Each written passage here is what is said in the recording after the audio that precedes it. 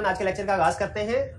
Lecture number है जी आज हमारा, चेंज कीजिएगा, लेक्चर नंबर 1 ना,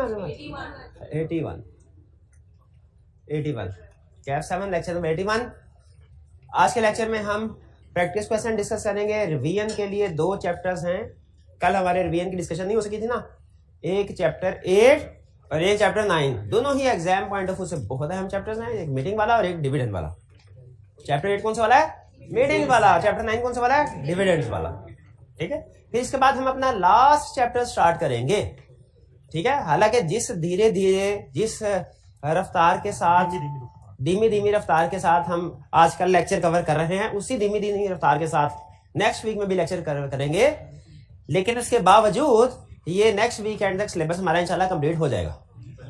ठीक है, नहीं पहले नहीं हो सकता, पहले नहीं हो सकता। हाँ, मुहर्रम से पहले, बिल्कुल मुहर्रम स्टार्ट होने से पहले नहीं, 9-10 मुहर्रम की बात हो रही है।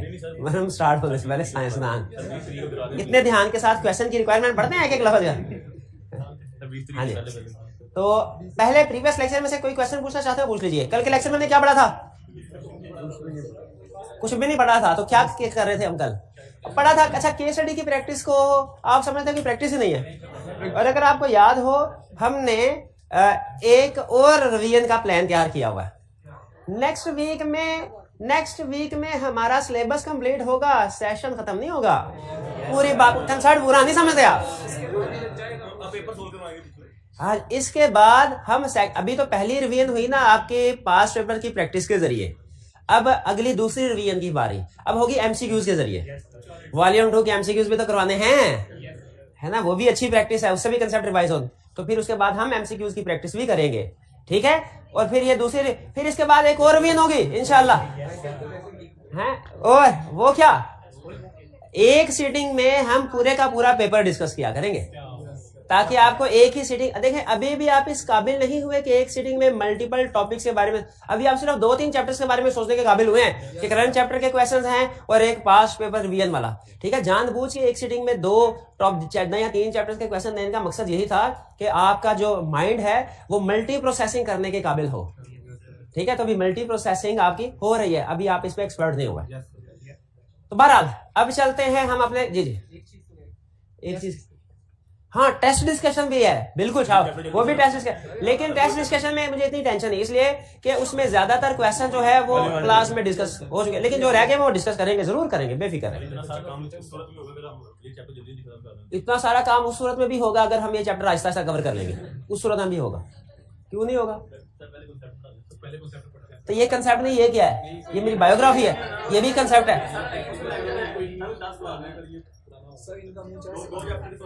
अच्छा, तो ये तो आसान है ना, फटाफट कर लेंगे आप।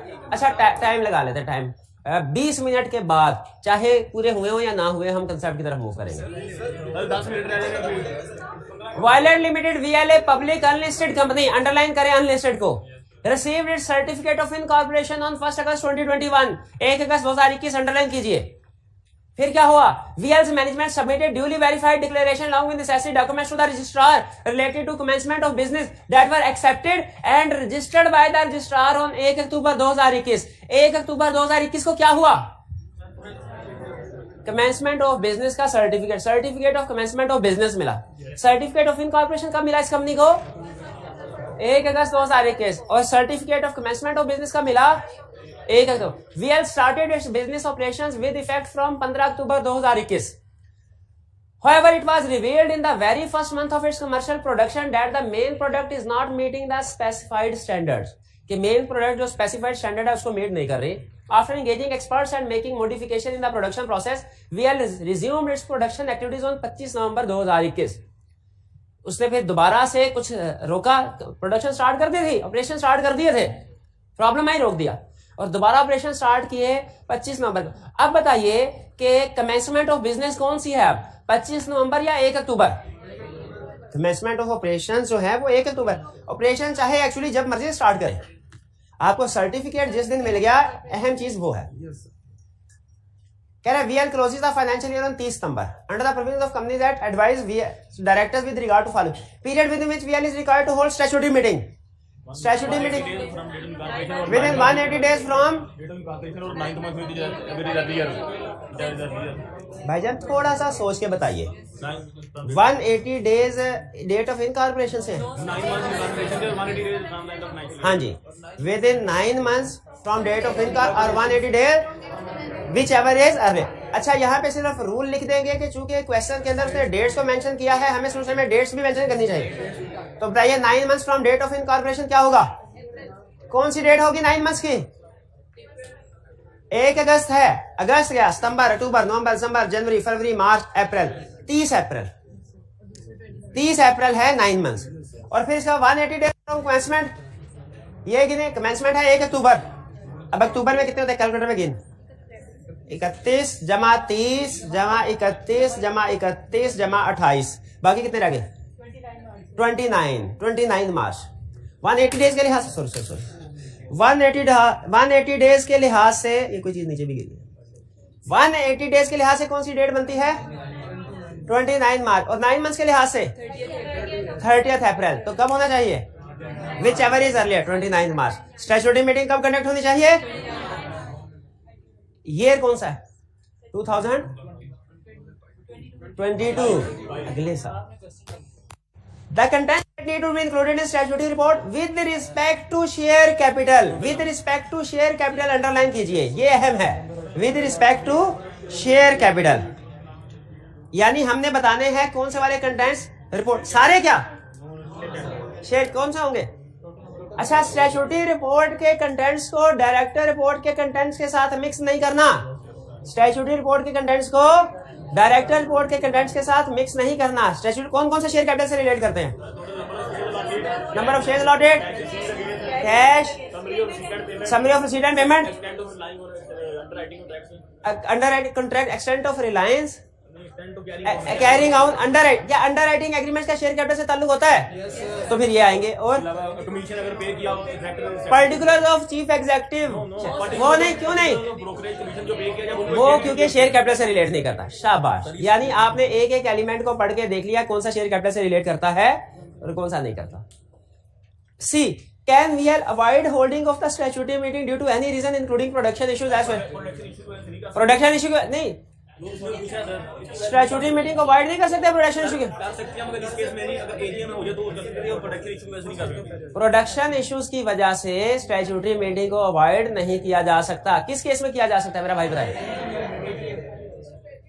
सारी क्लास बता देती है बस जिससे पूछे वही नहीं बता पाता, ये चक्कर क्या है। क्या स्टैट्यूटरी मीटिंग अवॉइड हो सकती है, किस सिचुएशन में, अगर स्टैट्यूटरी मीटिंग से पहले एजीएम कंडक्ट करवा ली जाए तो स्टैट्यूटरी मीटिंग कंडक्ट करवाने की जरूरत नहीं रहती। डन जी। क्वेश्चन 3 में कोई प्रॉब्लम, नो प्रॉब्लम। आगे चलते हैं हम। क्वेश्चन 9 करामत प्राइवेट लिमिटेड, प्राइवेट को अंडरलाइन कर लें काम आएगा। वाज इनकॉर्पोरेटेड 1 जुलाई 2014, 1 जुलाई 2014 को अंडरलाइन कर लें, डेट ऑफ इनकॉर्पोरेशन, ये भी काम है। Subsequently, it was converted into a public unlisted company on 1 March 2015 under the provisions of company. 1 साल के अंदर है ये, 1 साल के अंदर कन्वर्जन का कंसेप्ट हमारे कहाँ कहाँ काम आता है। एक तो स्टैट्यूटरी मीटिंग में, इसके अलावा भी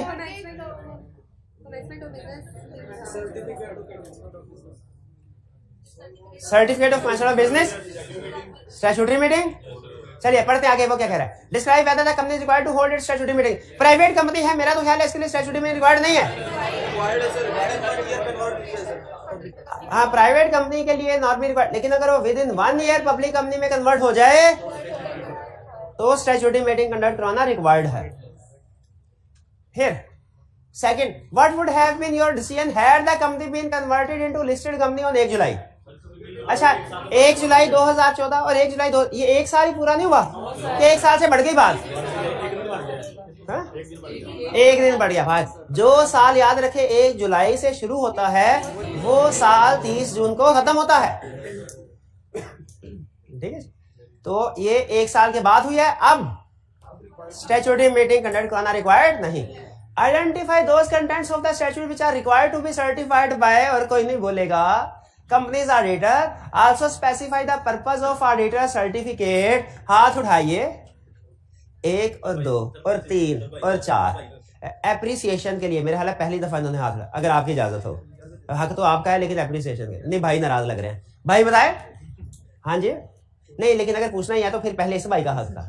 अरे शाबाश, तरतीब से चलते हैं। Number of shares allotted and cash received against shares allotted. Summary of receipt and payment जो कब तक बनेगी, कब तक? असल कंसेप्ट इसमें था 15 दिन वाले में। क्यों सोल्यूशन का हिस्सा नहीं है? किताब में तो है ना। अच्छा चल आगे चल, रिसीट एंड पेमेंट और 3 है तो 3 है, 2 सुनाया उसने, खुदा दो दोबारा सुनाया। कौन सा?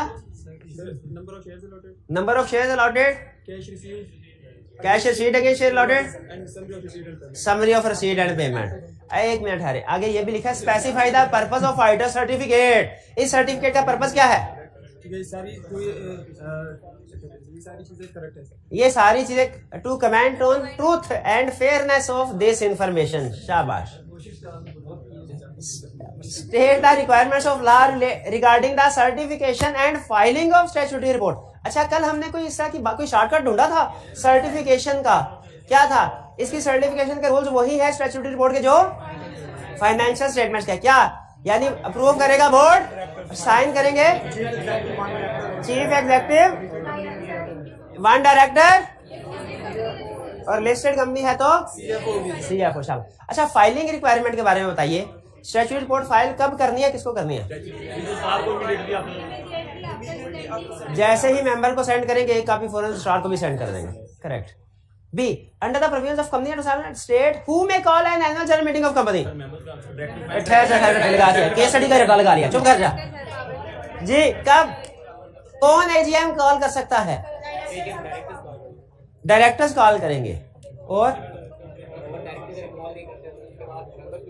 डायरेक्टर्स कॉल नहीं करते तो मेंबर्स भी कॉल कर सकते हैं। मेंबर सिर्फ ईजीएम कॉल कर सकते हैं।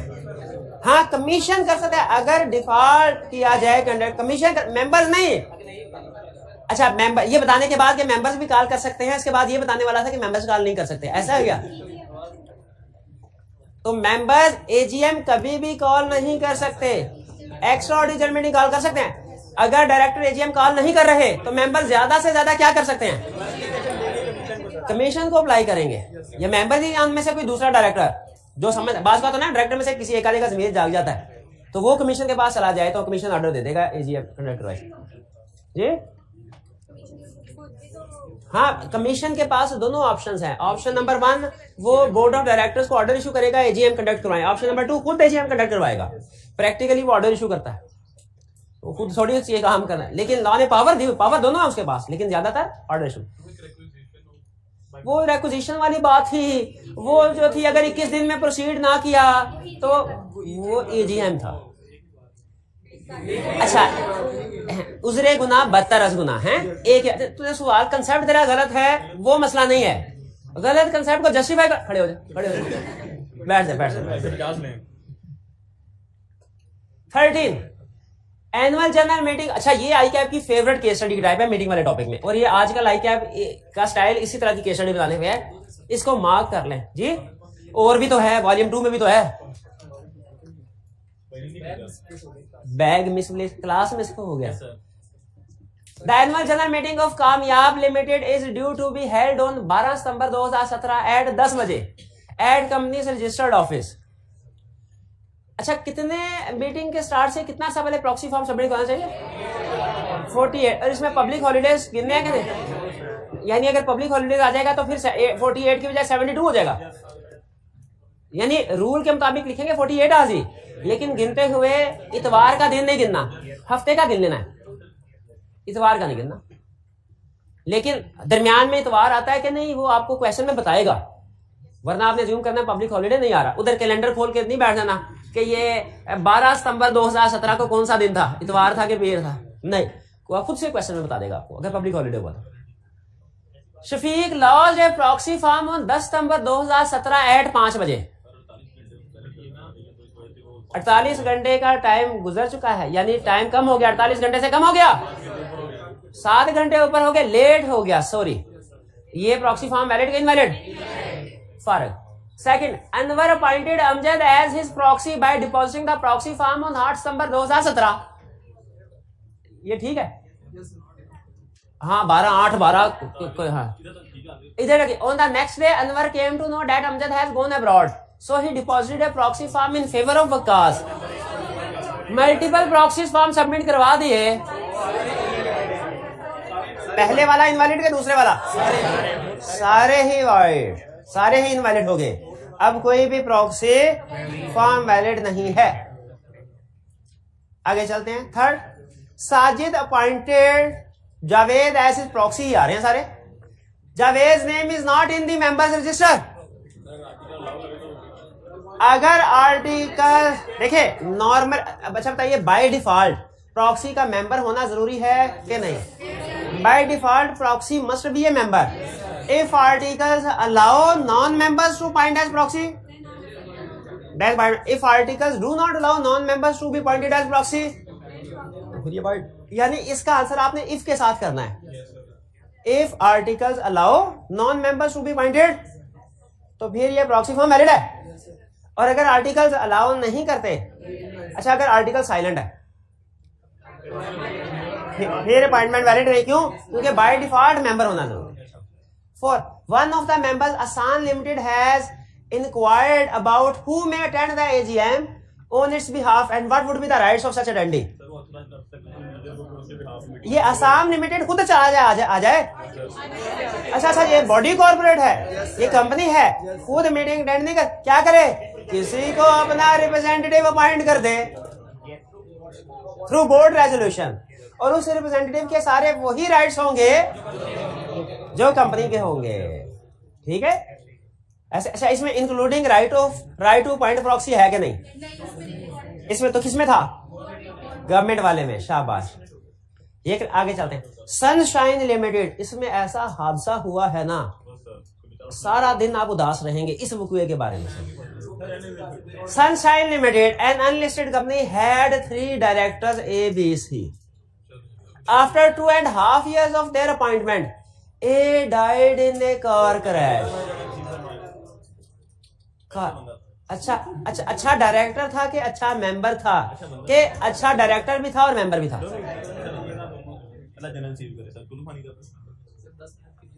भाईजान 10 मिनट के लिए खामोशी त्याग कीजिए। भाई ये अच्छा डायरेक्टर था, अच्छा मेंबर के दोनों? कहाँ लिखा हुआ है दोनों? मिनिमम नंबर ऑफ डायरेक्टर वाला तो रूल लग गया, क्योंकि क्या मिनिमम नंबर ऑफ मेंबर्स भी उसने क्वेश्चन में बताया? मैं ये पूछना चाह रहा हूं। मिनिमम नंबर ऑफ मेंबर्स के बारे में नहीं बताया तो नहीं, डायरेक्टर मेंबर होता है एग्रीड, लेकिन क्वेश्चन के अंदर जो मुद्दा उसने उठाया है वो मिनिमम नंबर ऑफ डायरेक्टर्स वाला है, मिनिमम नंबर ऑफ मेंबर्स वाला है कि दोनों डायरेक्टर्स वाला? ये पूछ रहा हूं, क्योंकि कुछ क्वेश्चन में उसने कहा होता है कि ओनली मेंबर्स एंड डायरेक्टर्स, उसमें हमने दोनों बातें लिखी, वो 180 डेज वाली बात भी आ जाती है। वो कौन सी है? मिनिमम नंबर ऑफ मेंबर्स वाली। अगर 180 डेज तक मिनिमम नंबर ऑफ मेंबर्स के से कम हो के भी बिजनेस करते रहे तो लायबिलिटी बस ही डबल जाएगा। किस वाले डेट्स के लिए? 180 days. B and C are of the opinion that since the election director are due in 6 months time, there is no need to fill the casual vacancy. Discuss above situation है। Casual vacancy find करने की जरूरत है? क्यों? Unlisted के लिए तो जरूरी है। ओके, मिनिमम नंबर 3 होने चाहिए, उससे कम है तो रिक्वायरमेंट पूरी करनी पड़ेगी। अच्छा यही मुद्दा था। डायरेक्टर्स वाला, मेंबर वाला नहीं है। अशरफ, अच्छा मैं आपको बताऊं, आपको प्लान मिला हुआ है, उसमें देखिए क्या लिखा हुआ है, क्या पढ़ाना है। उसमें सिर्फ लर्निंग ऑब्जेक्टिव 1 लिखा है। मैं खुद हैरान हो रहा था ये लर्निंग ऑब्जेक्टिव 2 क्यों छाप दिया भाई ने। फिर मैं चुप करा, हाँ मैं कहा नहीं कोई नहीं है, आपकी तसल्ली। हाँ वो प्रैक्टिस के लिए, वरना हमारा ओरिजिनल प्लान ही सिर्फ लर्निंग ऑब्जेक्टिव 1 है। बच्चे छोड़ के ना भाग जाए इस वजह से। नहीं, लेकिन लर्निंग ऑब्जेक्टिव 1 में आपको 2-3 से काम की बतानी है। लेकिन पहले ये Ashraf is the company secretary of ABC limited and is preparing for the annual general meeting of the company. The following matters are under his consideration. पहला 3 joint holders of 1 lakh shares have asked about the procedures of casting votes by them and how their votes will be counted if each of them wishes to vote for a different candidate. Joint share holding में voting कैसे होगी, ये अगर articles में लिखा है तो वो अप्लाई होगा, अगर आर्टिकल्स में नहीं लिखा तो रूल क्या है? रजिस्टर ऑफ मेंबर में जो सबसे पहले जिसका नाम है ना, जिस मेंबर का, उसे हम कहते हैं most senior member. Most senior नाम की तरतीब के लिहाज से, एज के लिहाज से नहीं, उसी को नोटिस जाएगा, वही मीटिंग को अटेंड करेगा और वोट कास्ट करेगा, जिसका रजिस्टर ऑफ मेंबर में सबसे पहले नाम लिखा होता है। भैया clear? Second, DEF limited which holds 50,000 shares has appointed one of its ex-employees as its representative। कर सकते हैं बोर्ड रेजोल्यूशन करके जिसको मर्जी रिप्रेजेंटेटिव अपॉइंट कर दें। The authorisation form is signed by company secretary of DEF limited. सही किया? अपॉइंट कर सकती है कंपनी अपने एम्प्लॉय को, बल्कि किसी को भी, ये ठीक है, लेकिन जो दूसरा हिस्सा है ना, ये गलत है। क्यों गलत है? ऑथराइजेशन बाय बोर्ड होनी चाहिए, ठीक है, कंपनी सेक्रेटरी की तरफ से नहीं, ये वाइड है। Third, the proxy form submitted by one of the share holders lost 1 day before the meeting. 48 hours पहले होना चाहिए, 24 आवर थोड़ी, ठीक है। हमारे अर्थ पे एक दिन में कितने घंटे होते हैं? 24, तो एक दिन पहले मतलब 24 घंटे पहले। साइंस कहते हैं 24 घंटे पूरे नहीं होते। ओके, आगे चलते हैं।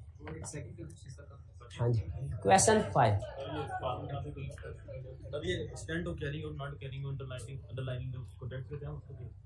अंडर राइटिंग कॉन्ट्रैक्ट का मतलब है कि क्या मिनिमम, क्या शेयर होल्डर ने जितना पब्लिक इशू किया था हमने, शेयर होल्डर ने उतना अप्लाई कर दिया कि नहीं। आपको याद है अगर रिस्क हो कि हमने जितना 500 मिलियन का शेयर कैपिटल इशू किया है, 400 मिलियन की एप्लीकेशन नहीं, बकिया 100 मिलियन का क्या होगा?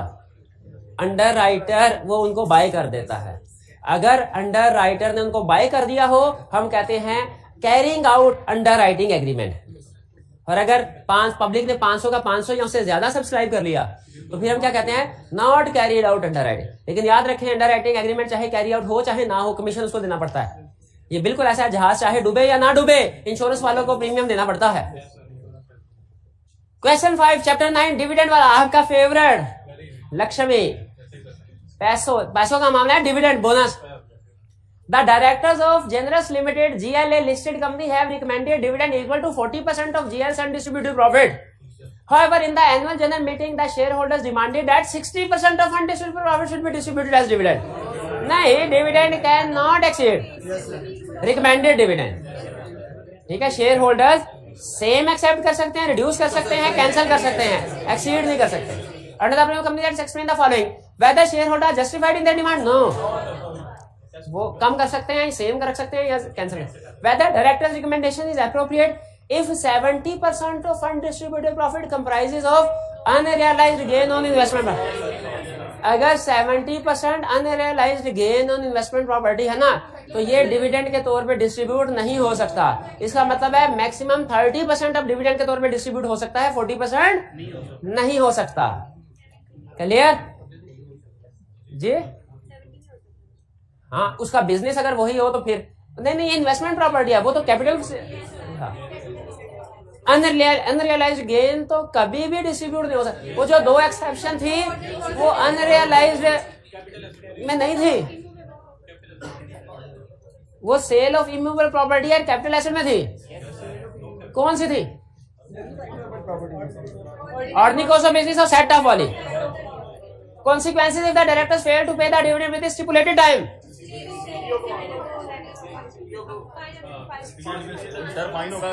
फाइन कितना होगा? 5 इम्प्रिजनमेंट कितनी? 2 years के 3 years अप टू 2 years। और ineligible for appointment as chief executive of any company या चीफ एग्जीक्यूटिव और डायरेक्टर। चीफ एग्जीक्यूटिव, हाँ, क्लर्क लगना चाहे लग सकता है कहीं, चीफ एग्जीक्यूटिव या director.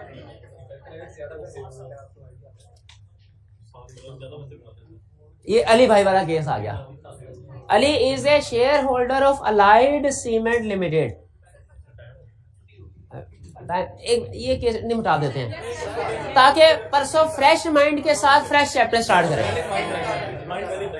Ali is a share under the companies act, advise Ali on legal consequences of this act. Ali ने जो किया है ना, उसको बताइए कि इसका उससे क्या कानूनी नतायज भुगतने पड़ेंगे। अली ने क्या किया अभी देखते हैं, पढ़ते हैं। Ali is a shareholder of Allied Cement Limited, a public listed company. ACL has made a significant profit in the last financial year. Profit हुआ तभी तो मसले शुरू होते हैं। The shareholder including Ali were expecting a declaration of substantial dividend of not less than rupees 10 per share. However, board of directors of ACL proposed a dividend of only rupees 5 per share. Ali rallied the shareholders and in ACL's annual general meeting held 2 months ago. Held 2 months ago. इसको underline करें, इसका कहानी में twist है। The shareholders approved a dividend of rupees 10 per share. Directors ने कितना approve किया? 5। और अली प्लस शेयर होल्डर्स ने कितना किया? 10। ये क्या किया? गलत किया। ये क्यों गलत किया? अच्छा, कहानी खत्म नहीं हुई।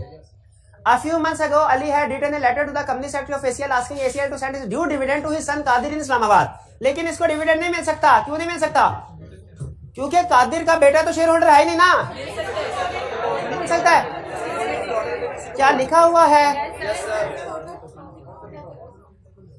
शेयर होल्डर को ऑर्डर ऑफ शेयर होल्डर, बिल्कुल। तो फिर इसका मतलब मिल सकता है कादिर भाई को भी। The company secretary of the view that since Qadir is not a shareholder no dividend can be paid to him. Company secretary गलत है, कंपनी डिविडेंड मिल सकता है।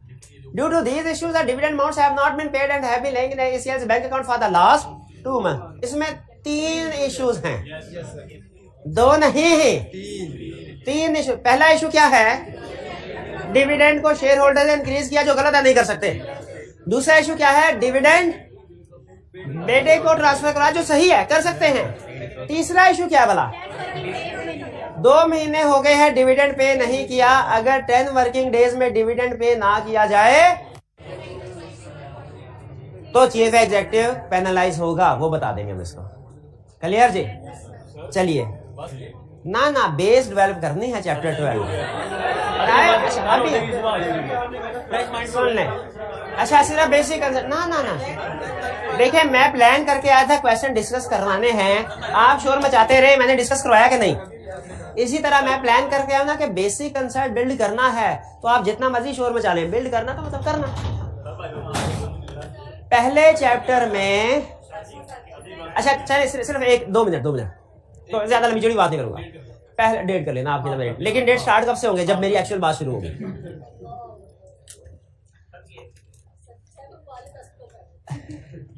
चाय आते आते 20 मिनट लग जाएंगे, आधा घंटा चाय के लिए, आधा घंटा बैठ जाएंगे। चैप्टर 1 में हमने स्टार्ट किया था, पढ़ा था इनकॉर्पोरेशन ऑफ कंपनी, याद है आपको? इनकॉर्पोरेशन का प्रोसीजर। आज का चैप्टर है बिगिनिंग ऑफ द एंड, आखिरी चैप्टर, उसका आगाज। नाम क्या है इसका? नाम क्या है इस चैप्टर का? Winding up. Winding up incorporation company की जिंदगी का पहला दिन होता है, वाइंडिंग अप कंपनी की जिंदगी का आखिरी दिन। और लेकिन याद रखिए, कंपनी को कोई हार्ट अटैक नहीं होता, टीबी भी नहीं होती कंपनी को, कंपनी जब कैंसर भी नहीं होता, बाकी भी कुछ नहीं होता।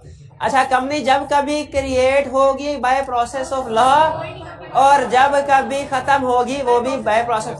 कंपनी को क्रिएट करने का प्रोसेस कहलाता है इनकॉर्पोरेशन ऑफ कंपनी, और इसको वाइंड अप करने का प्रोसेस कहलाता है वाइंडिंग अप ऑफ कंपनी। अब इनकॉर्पोरेट करने का तो एक ही प्रोसीजर है, वो प्रमोटर जहां से स्टार्ट करते हैं और स्टार्ट, लेकिन वाइंडिंग अप के 3 ऑप्शंस हैं। वाइंडिंग अप के 3 ऑप्शंस हैं।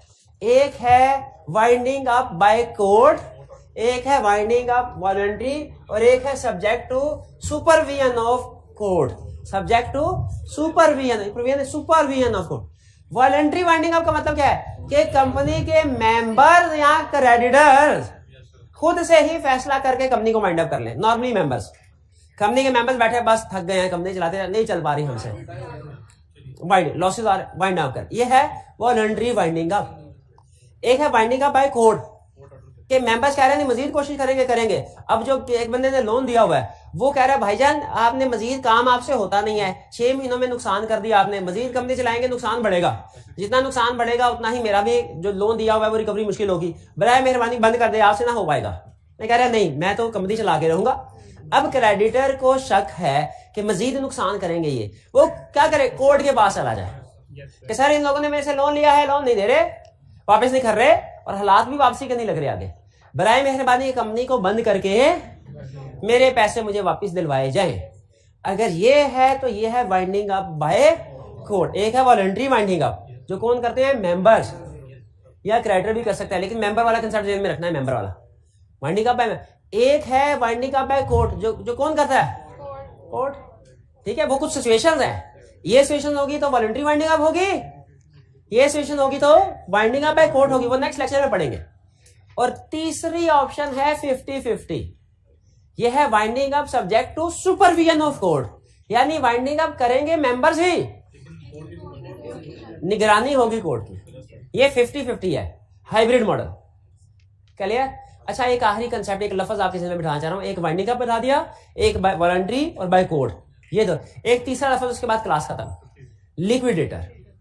जब कंपनी कोई भी वाइंड अप होती है ना, तो एक पर्सन को तो मेंबर्स यूं समझ लीजिए नेशनल असेंबली डिसॉल्व हो गई। कंपनी वाइंड अप हुई, इसका मतलब क्या है? डिसॉल्व होगी तो निगरान हुकूमत आएगी।